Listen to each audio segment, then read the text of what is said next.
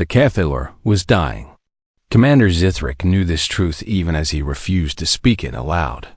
He stood on the bridge of the old refugee transport, his forearms folded across his chest, watching the emergency lights flicker in the darkness. 3,000 of his people filled the compartments below. Families, children, the last survivors of a world that no longer existed. The Volanti homeworld had burned 3 months ago. The Zyrax Collective had come without warning, as they always did.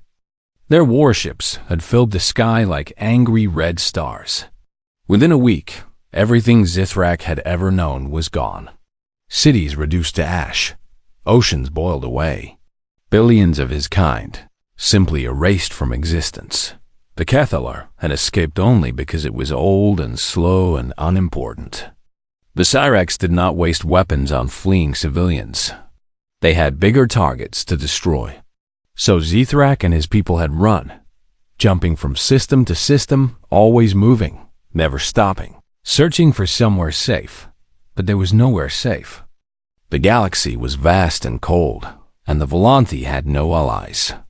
Every species they encountered turned them away. Some feared the Cyrax would follow. Others simply did not care about the problems of strangers. The Cathedral kept moving until its engines could move no more. Now they drifted in the empty space between stars. The faster-than-light drive had failed completely. Life support was running on emergency reserves. In 3 days, maybe 4, the air would run out. Zithrak had done the calculations himself, hoping to find an error. There was Nundot, his communications officer, a young female named Veth, worked at her station with desperate focus. She had been sending distress signals for 72 hours straight. The same message, repeated endlessly in every language the Volanti knew. "We need help. We are dying. Please respond, Dot." No one responded. Zithrak walked slowly across the bridge, his old joints aching with each step. He paused beside Veth and placed one of his hands gently on her shoulder. She looked up at him with large, dark eyes filled with fear. She was trying very hard to hide. "Any response?" he asked, though he already knew the answer. Veth shook her head. "Nothing, Commander. The signal is strong. Someone should hear it, but no one answers." Zithrak nodded slowly. He had expected this. Hope was a luxury the Volanti could no longer afford. He turned to face his bridge crew. They were all watching him, waiting for guidance. He was their leader. They trusted him to find a way forward, but there was no way forward. There was only the cold truth that he could not save them.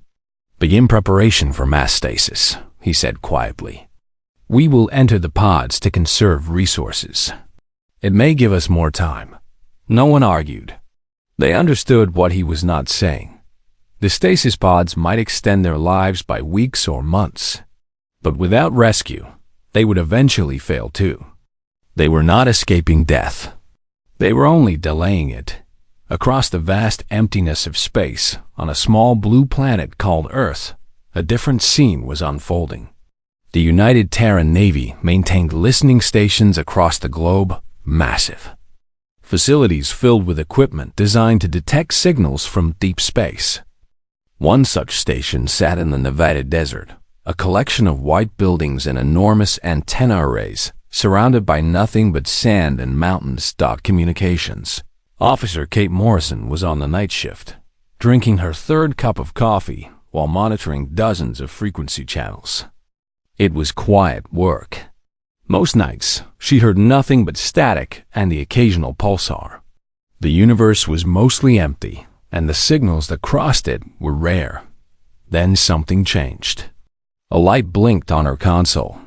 A new signal, faint but consistent, coming from a region of space that should have been completely silent. Kate set down her coffee and leaned forward, adjusting her equipment. The signal grew stronger as she focused the array. It was not random noise. It was structured, repeating, clearly artificial. And it was definitely not human. Kate felt her heart beat faster. She had trained for this moment, but training was different from reality. Her fingers moved quickly across her console, recording the signal, analyzing its pattern. After 5 minutes, she was certain. This was a distress call. Someone out there was asking for help. She immediately contacted her superior, Lieutenant Commander Jake Harris, who was supposed to be asleep in the staff quarters. He arrived on the monitoring floor within minutes, his hair messy and his uniform hastily buttoned. But his eyes were sharp and focused as he reviewed Kate's findings. "You are sure about this?" he asked. "Yes, sir," Kate replied. "The pattern is unmistakable. This is a deliberate transmission. Someone is in trouble." Jake studied the data for a long moment.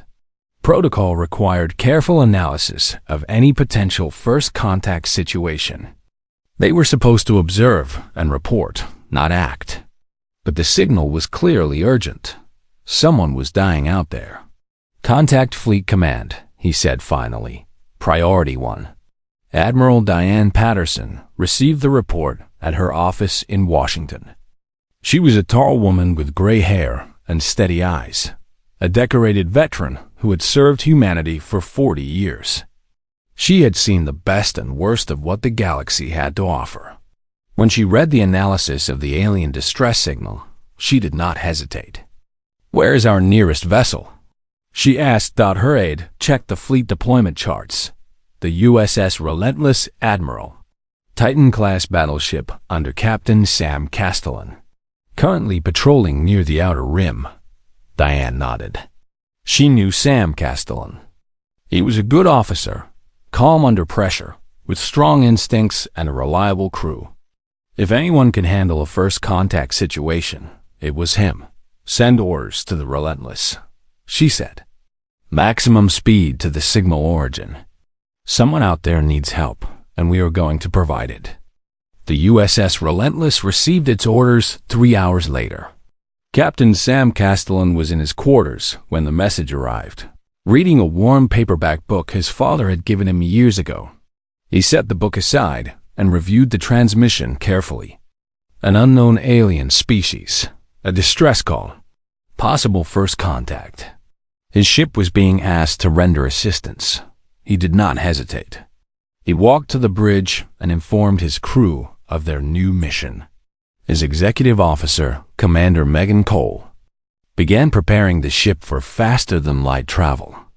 Chief Engineer Ben Callahan confirmed the engines were ready. Dr. Emma Bradley, the chief science officer, started analyzing the alien transmission, attempting to decode their language. The Relentless turned toward the unknown signal and engaged its drive. Space folded around the massive battleship as it tore through the void at impossible speed. Somewhere ahead, strangers were dying. Humanity was coming to help. 3 days had passed since the first distress signal was sent. On the Kethalar, hope had become a distant memory. The air grew thinner with each passing hour. The emergency lights grew dimmer. In the crowded compartments below the bridge, 3,000 Volanthi waited for an end that seemed inevitable. Commander Zithrak had ordered the stasis pods prepared, but there were not enough for everyone. Families had to decide who would sleep and who would stay awake. Parents chose to give their places to children. The elderly refused pods so the young might live longer. It was a cruel mathematics, and Zithrak hated every moment of it. He remained on the bridge, refusing to enter stasis himself. A captain stayed with his ship. That was the old way, the proper way. If the Kethalar was going to die, he would die with it. His crew had offered to stay with him, but he had ordered them to rest. There was no point in all of them suffering through the final hours. Veth was the only one who refused his order.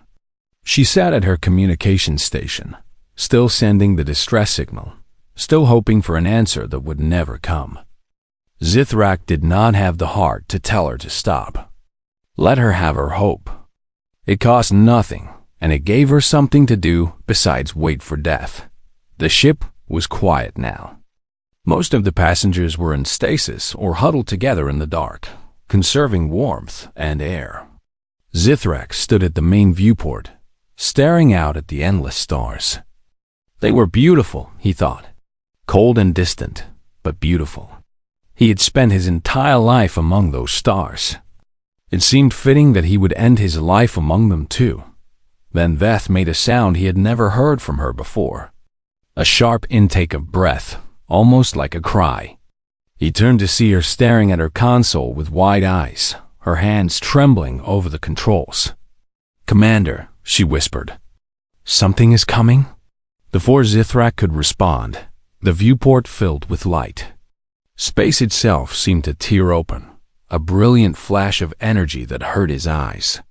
And through that tear came a ship unlike anything he had ever seen. It was massive. Far larger than the Kethalar, larger than any vessel the Volanthi had ever built. Its hull was dark gray, angular, covered with weapons that Zithrak could not even identify.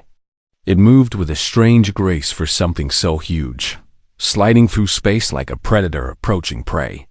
On its side, in white symbols he did not recognize, was a name, USS Relentless. Zithrak felt his heart beating rapidly in his chest. He had encountered many species in his long life. He knew the ships of the Collective, the traders of the Marsh Coalition, the nomads of the Outer Rim, but he had never seen anything like this vessel. It was clearly a warship built for destruction. Every line of its design spoke of violence and power, yet it did not fire. It simply held position a short distance from the Kethalar, waiting. Then a transmission came through. At first, it was just noise, a series of sounds that meant nothing. But slowly, somehow, the sounds began to form patterns. Words began to emerge. The aliens were trying to communicate. On the Relentless, Lieutenant Commander Tony Martinez worked frantically at his console. The alien language was completely unknown, nothing like anything in their databases. But Dr. Emma Bradley had developed a translation algorithm based on mathematical patterns common to all intelligent communication. It was not perfect, but it might be enough. Captain Sam Castellan stood in the center of the bridge, watching the alien vessel on the main screen. It was clearly in distress. The hull showed signs of damage. The lights flickered weakly. Whatever species was aboard, they were running out of time. "Do we have translation yet?" he asked calmly. "Getting there, Captain," Martinez replied. "The algorithm is building a basic framework. We should have functional communication in a few minutes." Sam nodded. He studied the alien ship, trying to understand its design. It was not built for war. The hull was thin, the engine small. This was a transport vessel, meant for carrying people, not fighting battles. Someone had fled something terrible and ended up here, in the middle of nowhere, calling for help. When the translation finally came through, it was rough and broken, but understandable. A voice spoke from the alien ship, old and tired and filled with surprise. "You came. We did not believe anyone would come." Sam took a step forward, speaking slowly and clearly so the translation could work properly. "This is Captain Sam Castellan of the USS Relentless. We received your distress signal. What is your situation?" There was a pause before the reply came. "I am Commander Zithrak of the refugee vessel Kethalar. We carry 3,000 of my people. Our engines are destroyed. Our life support is failing. We are dying." Sam felt something tighten in his chest. 3,000 people, drifting in the void, waiting for death. He did not hesitate. "Stand by, Commander. We are sending assistance immediately." He turned to his crew and began issuing orders. Chief Engineer Ben Callahan was to assemble a repair team and board the alien vessel to assess the damage. Dr. Lisa Tran would lead a medical team to treat any injured. Supply crews would transfer food, water, and oxygen. Everything the Relentless could spare would be given to the Kethalar. Commander Megan Cole organized the operation with her usual efficiency. Within an hour, Shuttles were crossing the gap between the two ships. Human engineers in spacesuits entered the alien vessel, carrying tools and equipment. Medical personnel set up triage stations in the HFY's main compartment. Zithrak watched the humans work with growing amazement. They moved quickly and with purpose, as if saving strangers was something they did every day. They did not ask for payment. They did not demand political favors. They simply looked at the Volanthi and saw people who needed help. He approached one of the human engineers, a large male with kind eyes, who introduced himself as Ben. Zithrak watched him examine the damaged engine systems, making notes on a small device he carried. "Can you repair it?" Zithrak asked. Ben looked up and smiled. "We can try. Your tech is different from ours, but the principles are similar. Give us some time." Zithrak shook his head slowly. "I do not understand. Why are you doing this? You do not know us. You owe us nothing." Ben paused his work and looked at the old Volanthi commander for a long moment. Then he shrugged, as if the answer was obvious. "You called for help," he said simply. "We answered." In the medical bay, Dr. Elisa Tran treated dozens of Volanthi patients. Many were suffering from dehydration and malnutrition. Some had injuries from the long journey. All of them looked at her with the same expression of disbelief. They had expected to die alone in the dark. Instead, strangers had come to save them. One young Volanthi child, barely old enough to walk, reached up and touched Lisa's face with tiny fingers. Lisa smiled and gently held the child's hand. She did not need to understand the alien language to know what the child was feeling: relief, gratitude, hope. Back on the bridge of the Relentless, Captain Castellan received updates from his teams. The repairs would take time, but they were possible. The Volanthi would survive. He allowed himself a small smile. This was why he had joined the Navy. Not for glory or adventure, but for moments like this. Moments when humanity could reach across the void and offer a hand to those in need. But the moment of peace would not last long. Even as the humans worked to save the Volanthi, sensors detected new contacts approaching at high speed. Something else was coming, and it was not coming to help. The warning came from Commander Nick Palmer, the tactical officer of the Relentless. He was a quiet man who rarely spoke unless he had something important to say. When his voice came over the bridge speakers, everyone listened. "Captain, we have multiple contacts dropping out of faster-than-light travel. 5 vessels, large, heavily armed." Captain Sam Castellan was on the bridge within seconds. He had been reviewing repair reports from the Ketheler when the alert came. Now he stood before the main view screen, watching as 5 crimson shapes appeared against the black of space. The ships were ugly things, all sharp angles and exposed weapons. Their hulls were painted in dark red, like dried blood. They moved in perfect formation, spreading out to surround both the Relentless and the damaged refuge transport. On each ship, a symbol was visible, a claw crushing a world. The mark of the Cyrax Collective. "They are hailing us, Captain," said Lieutenant Commander Tony Martinez. "Put it through." The view screen flickered, and a face appeared. It was not a pleasant face. The Cyrax were reptilian, with scales the color of rust and eyes like yellow fire.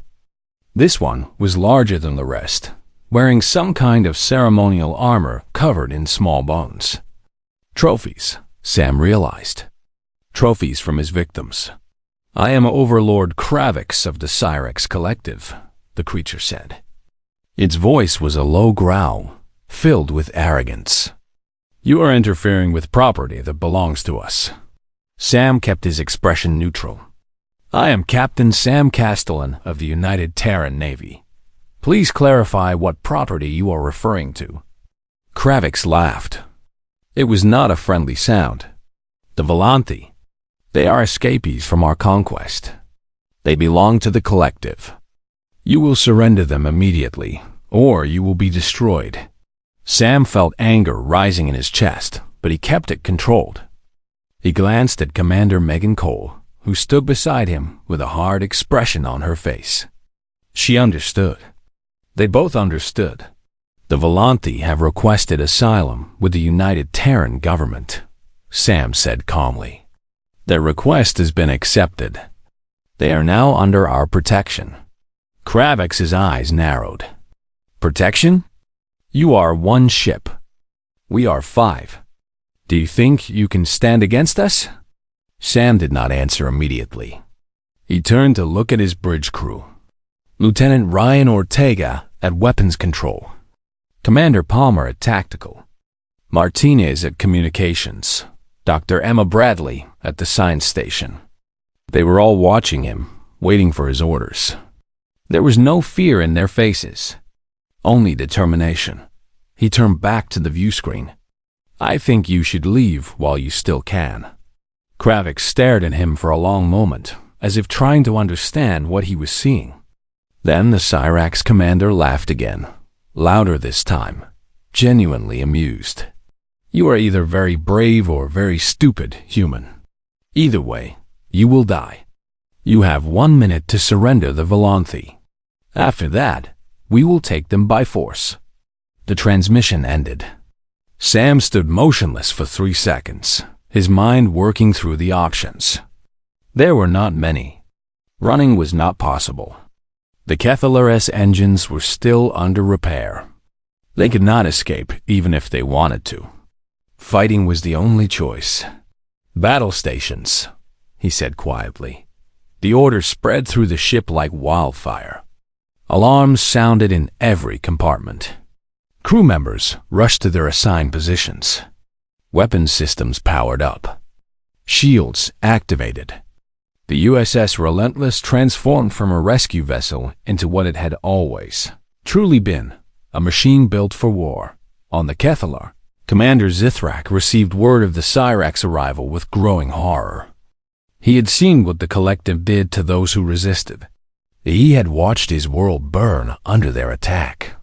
Now these humans, these strange, soft creatures who had come to help, were about to face the same fate. He found a communication terminal and contacted the Relentless directly. Captain Castellan's face appeared on the small screen. Captain, please, Zithrak said urgently. You must withdraw. The Cyrax are not to be challenged. They will destroy you. Sam looked at the old Volanthi with steady eyes. We are not leaving, Commander. You do not understand. They have 5 warships. You are alone. This is not your fight. Save your crew. Leave us. Sam shook his head slowly. It became our fight the moment we answered your call. We do not abandon people we have promised to protect. Zithrak felt frustration and fear warring inside him. Why? Why would you risk everything for strangers? We are nothing to you. Sam was silent for a moment. When he spoke, his voice was soft but firm. You are not nothing. You are people, and we are human. This is what we do. The transmission ended. Zithrak stared at the blank screen, trying to understand the species that would throw away their lives for people they had just met. He could not understand it, but he could not help feeling something he had not felt in a long time. Something that felt strangely like hope. On the Relentless, the crew prepared for battle. Chief Engineer Ben Callahan returned from the Kethalar with his repair team, their work incomplete but temporarily stabilized. The shuttles were recalled. All personnel were accounted for. Captain Castellan walked the length of his bridge, checking each station, speaking quiet words of encouragement to his officers. They were good people, all of them. They had trained for this moment. They were ready. He stopped at the weapons station and looked at Lieutenant Ryan Ortega. The young officer was focused on his console, running final checks on the railgun batteries. Are we ready, Lieutenant? Ortega looked up and nodded. All weapons online, Captain. Main batteries charged. Missile tubes loaded. Point defense systems active. Sam placed a hand on the young man's shoulder. "When this starts, I need you to hit them fast and hit them hard. Do not give them time to coordinate." "Understood, Captain." Sam returned to the center of the bridge. The view screen showed the 5 Cyrax warships, now moving into attack formation. Their weapons were charging. Energy built along their hulls like lightning before a storm. Commander Megan Cole stepped up beside him. "Orders, Captain?" Sam looked at her, then at his crew, then at the enemy ships on the screen. He thought about the 3,000 Velanti on the damaged transport behind them. He thought about the child who had touched Dr. Tran's face with tiny, hopeful fingers. He thought about what it meant to be human in a galaxy full of monsters. "All hands, this is the captain," he said, his voice carrying through every speaker on the ship.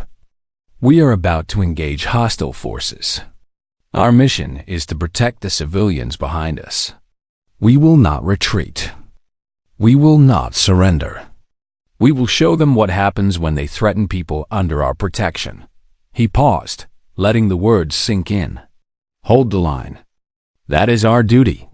That is our honor. Relentless out." He turned to Commander Cole and gave her a small nod. "Take us in."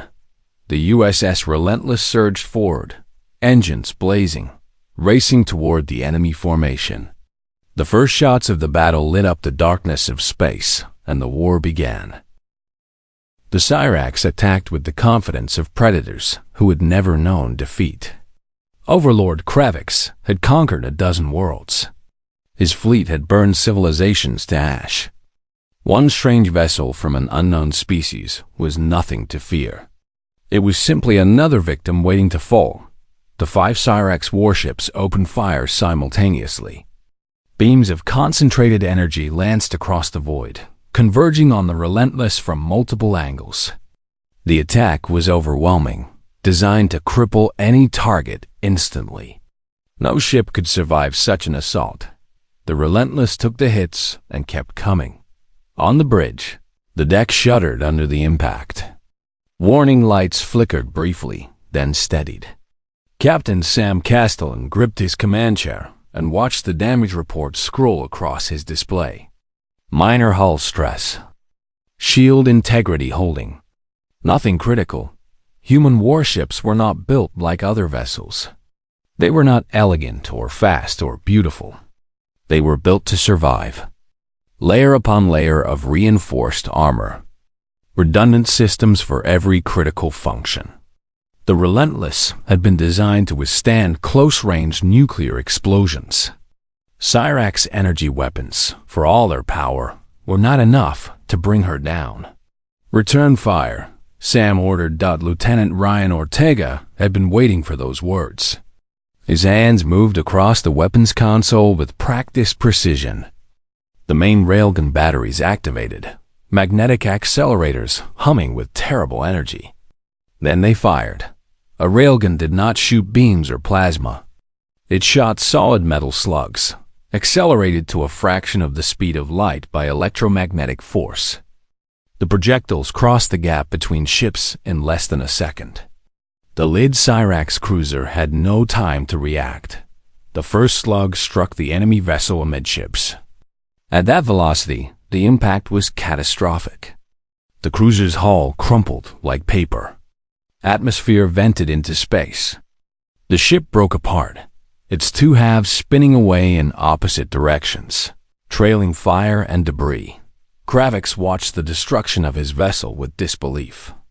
No enemy had ever hit them that hard. No enemy had ever destroyed one of his ships with a single shot. What were these creatures? He did not have time to wonder. The Relentless was already targeting his second ship. On the human bridge, Commander Megan Cole coordinated the attack with mechanical calm. She had trained for space combat her entire career. The chaos of battle was familiar to her, almost comfortable. She read the tactical display and called out targets, directing fire where it would do the most damage. "Second cruiser turning to flank," she announced. "Ortega, concentrate fire on their engine section." "Copy that, Commander." The railgun spoke again. This time, the shots struck the Cyrax cruiser's engines, tearing through the reactor shielding. The ship did not explode immediately. Instead, it shuddered and went dark, power failing across all systems. It was crippled, drifting helplessly, no longer a threat. 2 down. 3 remaining. The surviving Cyrax ships tried to adapt.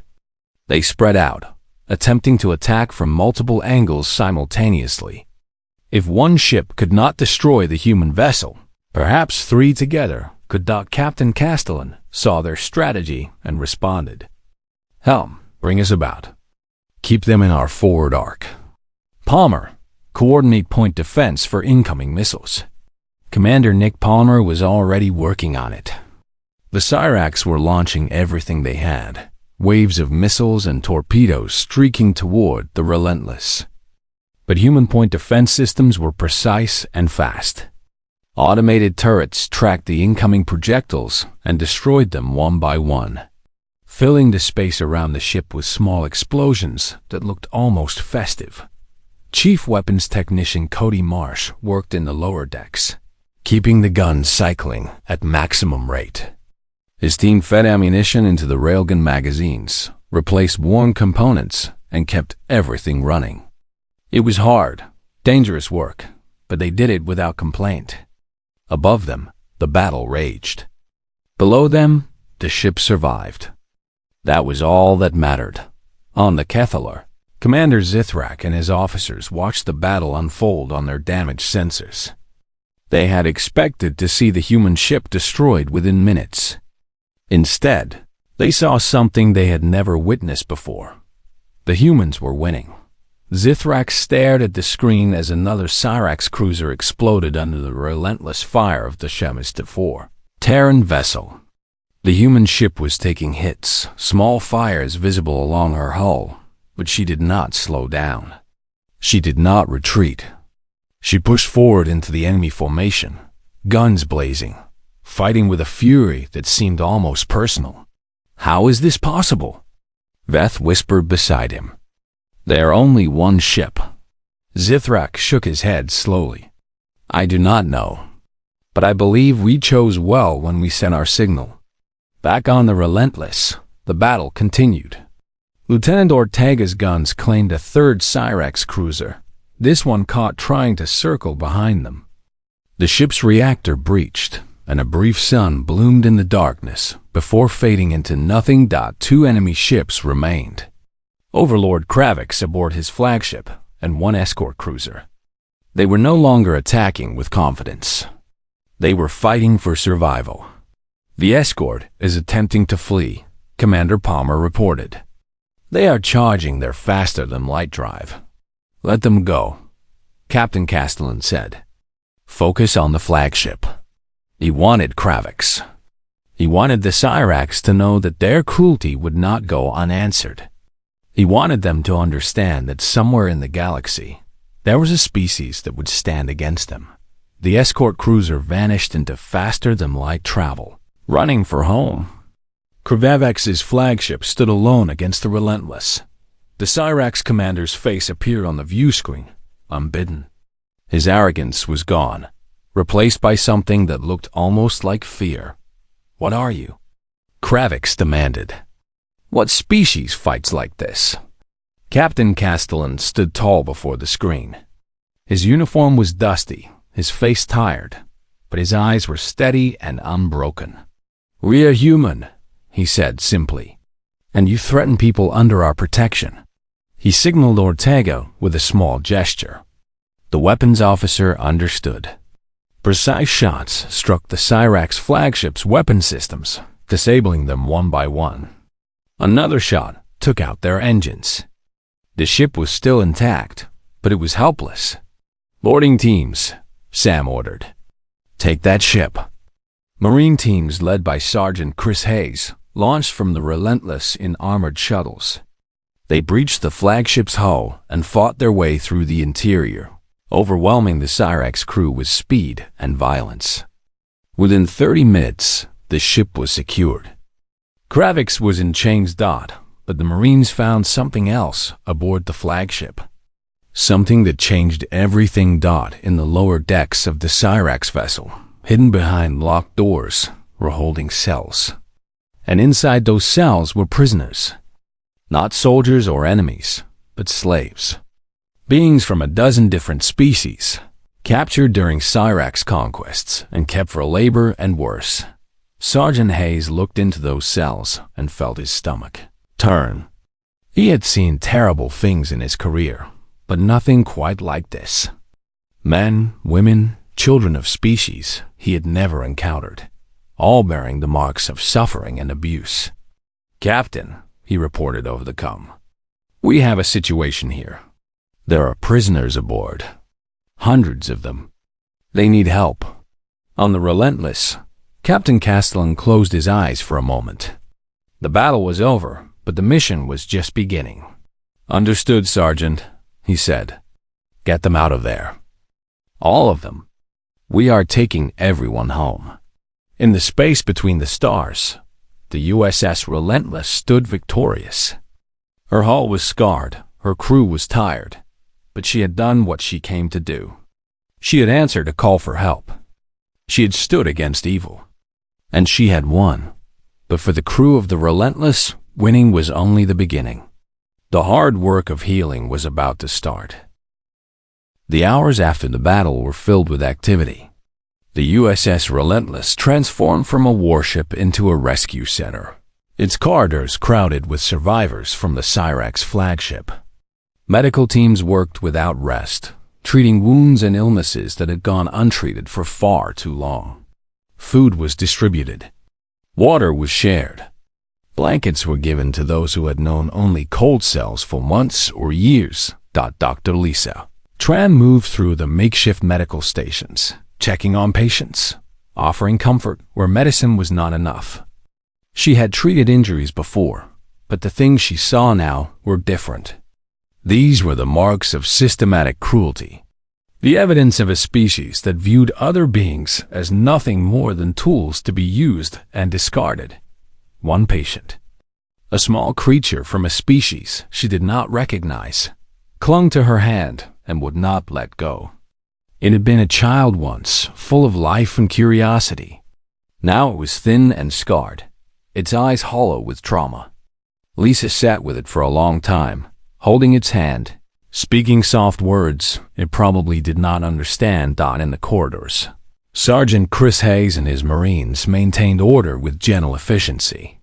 They had trained for combat, but they adapted quickly to their new role. They carried supplies, helped the injured walk, and stood guard so the survivors could finally feel safe. One of the freed prisoners, an elderly male from a species called the Vorthani, approached Sergeant Hayes. He moved slowly, his body weak from captivity, but his eyes were clear and intelligent.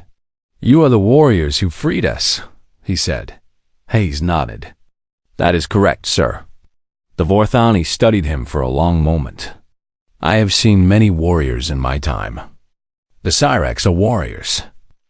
The raiders of the outer systems are warriors. But I have never seen warriors who stop fighting to carry the wounded and feed the hungry." Hayes was not sure how to respond to that. He shrugged, a simple human gesture. "It is what we do." The Vorthani smiled, though the expression looked unfamiliar on his alien features. "I hope my people will remember your kind. I hope we will tell stories of you for generations." On the bridge, Captain Sam Castellan reviewed the situation reports. The Cathalaris engines had been stabilized enough for slow travel. The Cyrax prisoners, including Overlord Kradix, were secured in the Relentless's brig. The freed slaves were being cared for throughout the ship. Everything was under control, but Sam knew the work was not finished. They needed to get these people somewhere safe. They needed to bring them home. He ordered a course set for New Horizon, the nearest human colony world. It was a young settlement, only a few decades old, but it had space and resources. More importantly, it had people who would welcome refugees with open arms. The journey took 3 days at reduced speed. The Relentless escorted the Cathalar through the void, two ships traveling together through the endless dark. During those days, something remarkable happened. The humans and the Volanthi began to know each other. Commander Zithrak spent hours on the bridge of the Relentless, speaking with Captain Castellan. At first, their conversations were formal, the careful words of two commanders discussing logistics and plans. But slowly, they became something more. They became friends. Zithrak asked many questions about humanity. He wanted to understand the species that had risked everything for strangers. He wanted to know why they fought so fiercely and cared so deeply. The answers he received were not always simple, but they were always honest. Sam told him about Earth's history. The wars, the cruelty, the darkness that humans had inflicted upon each other for thousands of years. He told him about the time when humanity had nearly destroyed itself, when weapons of terrible power had threatened to end everything. We pulled back from the edge, Sam explained. We looked at what we had become, and we made a choice. We decided that when we reached the stars, we would be better. Not perfect. We still make mistakes, but we try to learn from them. Zithrak listened carefully. And when you heard our signal? When you knew we were strangers, possibly enemies? Sam smiled slightly. We heard someone calling for help. That is all that mattered. The old Volanthi was silent for a long time after that. He was not used to such thinking. In his experience, the galaxy was a cold place where the strong preyed upon the weak. But perhaps there were exceptions. Perhaps humanity was the exception. When the ships finally arrived at New Horizon, the colony greeted them with open arms. Landing fields were cleared. Housing was prepared. Medical facilities were made ready. The colonists had received word of the incoming refugees and had worked day and night to prepare. The Volanthi disembarked onto solid ground for the first time in months. Families stepped onto the green grass and breathed fresh air. Children ran across open fields, laughing with a joy that had seemed impossible just days before. For the first time since their world had burned, the Volanthi allowed themselves to believe they might have a future. The freed slaves from the Cyrax flagship were received with equal warmth. Representatives from their various species were contacted. Arrangements were made to return them to their homes. Those who had no homes left were offered places among the colonists. Commander Zithrak watched his people beginning their new lives. He felt something he had not felt in a very long time. Peace. He found Captain Castellan standing near the landing field, watching the same scene. The human officer looked tired but satisfied, the expression of a man who knew he had done something that mattered. Captain, Zithrak said, I must thank you. Not just for saving us, but for showing us that hope still exists in this galaxy. Sam turned to look at him. You do not need to thank us, Commander. We did what anyone should do. Zithrak shook his head. No, that is not true. Others would not have come. Others would have ignored our signal or turned away when they saw the Cyrax. But you came. You fought. You stayed. He extended one of his hands in the human gesture he had learned. Sam took it and shook it firmly. I wish to speak with your leaders, Zithrak said. My people have knowledge of this galaxy that humanity does not yet possess. We know the Cyrax. We know other threats. And we know other civilizations who might one day need the kind of help you have given us. Sam nodded. I will make the arrangements. I think our leaders will be very interested in what you have to say. In Washington, Admiral Diane Patterson received Commander Zithrak's formal message. She read it carefully, then read it again. It was not just a request for diplomatic contact. It was something more. It was a testimony. Zithrak described everything that had happened. The distress signal, the human ship that came without hesitation, the battle against impossible odds, the rescue of his people and the freed slaves. He described the kindness of the crew, the dedication of the medical teams, the courage of the Marines. At the end of the message, he wrote something that Admiral Patterson would remember for the rest of her career. I have traveled the stars for 50 years. I have met many species. I have seen empires rise and fall. But I have never encountered a people like humanity. They are not the strongest or the most advanced, but they possess something rare in this galaxy. They possess compassion. They believe that life has value, that strangers are worth saving, that power should be used to protect rather than destroy. The Cyrax conquered my world with violence. Humanity saved my people with kindness. I know which species I wish to call friend. Admiral Patterson read those words and felt a warmth in her chest. She forwarded the message to every department head in the Navy. At the bottom, she added a simple note. This is why we serve. In the space around New Horizon, the USS Relentless prepared to depart. Her mission was complete, but other missions waited. Other signals might be broadcasting into the void. Other people might be calling for help. Captain Sam Castellan stood on the bridge one last time, looking out at the colony below. The Volanthi were already building new lives. Children were playing in the streets. Families were finding hope again. His crew had made that possible. He turned to Commander Megan Cole. Set course for Patrol Sector 7. We have work to do. The Relentless left orbit, her hull still bearing the scars of battle. She moved through space with purpose, her crew alert and ready. Somewhere in the darkness between stars, someone might be waiting for rescue. Someone might be calling into the void, hoping for an answer. And when that call came, humanity would answer. As they always had. As they always would. The stars were vast and cold and full of danger. But they were also full of possibility. And among those stars, there was a species that believed in something more than survival. A species that believed in helping others. A species that would cross the void to answer a stranger's call. That species was humanity. And the galaxy was about to learn their name.